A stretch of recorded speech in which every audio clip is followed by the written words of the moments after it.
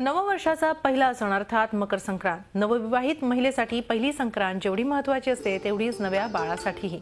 या निमित्तानं शिशु संस्कार म्हणून बाळाला बोरन्हाण घातलं जातं। बदलत्या ऋतुमानाशी जुळवून घेत शारीरिक आरोग्य राखायचा व्यापक विचार यामागे असल्याचं म्हटलं जातं।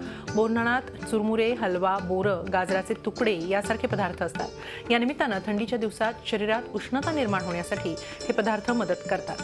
संक्रांतीपासून ते रथसप्तमी पर्यंतच्या काळात हे बोरन्हाण घातलं जातं।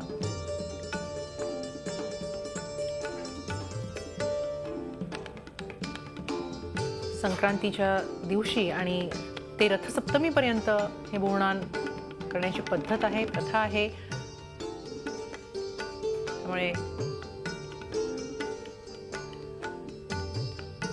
हे बोरन्हाण घातलं जाणाऱ्या बालकाप्रमाणेच इतर बाळांसाठी सुद्धा हा एक आनंदाचा असा उत्सव मानला जातो।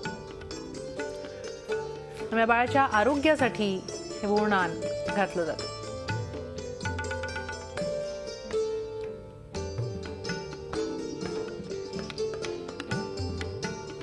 मकर संक्रांतीचा सण लहान मुलांचा आणि मुलींचा असा करतात। याला बोरन्हाण असं म्हणतात। यावेळेला लहान मुलांना तिळगुळाचे दागिने तसेच कृष्णासारखे बासरी वगैरे सर्व तयार करून घेऊन काळे झबले घालून काळा सण असं म्हणण्यात येतं, पण हा तिळगुळाचा गोड सण साजरा करतात। बोरन्हाण हा काय प्रकार असतो की मुलांना छान आयुष्य मिळावं म्हणून आपण जसं वाढदिवसाला वळतो तसंच त्यांचं औक्षण करावं आणि निरनिराळ्या प्रकारचे 5 पदार्थ घेऊन जे संक्रांतीच्या वेळेला आपण जास्तीत जास्त हरभरे, हे बोरं, उसाचे कर्वे, चुरमुरे, चॉकलेट्स अशा प्रकारच्या वस्तू घेऊन त्यांना न्हाऊ घातलं जातं। म्हणजे सगळ्या मुलांना एक आनंद प्रदर्शित करता येतो असा हा उत्साहाचा सण आहे।